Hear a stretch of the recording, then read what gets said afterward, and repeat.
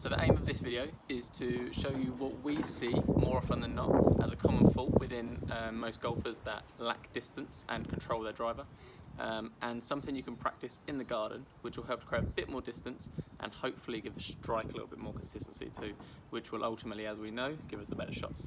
So one of the most common swing shapes we see as coaches that causes the left to right flight for the right-handers is this here.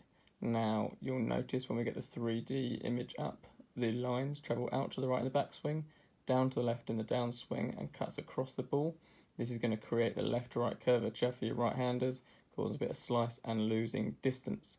Now, the reason that this happens, I think quite often, is because golfers think they need to swing on a straight line. Now you see from this hoop here, if the golf swing looked like that, it would be a straight line, but it's actually on an angle because of the how the clubs are set. Now, if we were to imagine then what that does to the energy transfer, if we were to use a hammer to try and put energy into a nail, what we wouldn't want to do is take the hammer out to the right and cut across, because we would lose in energy.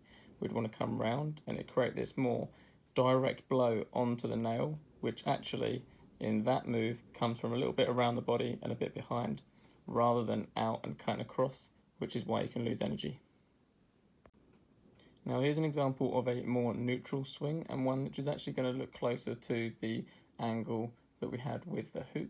And from the 3D image you'll see now how the lines are much closer together. They go more around the body on the way back and more around the body on the way through. And the blue and red lines, they're pretty close to each other. So it's more neutral, it's going to cause much less curvature, and it's also going to be easier in terms of getting energy into the ball. Here you can see the comparison between the two, so the one on the left is the one that should lose energy and help to create a cut across. And again on the right from the top version here now, we can see how the shape is completely different.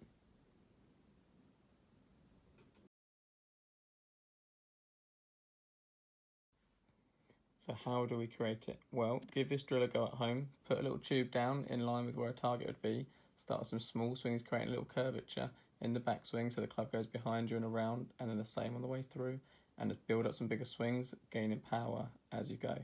Give it a go.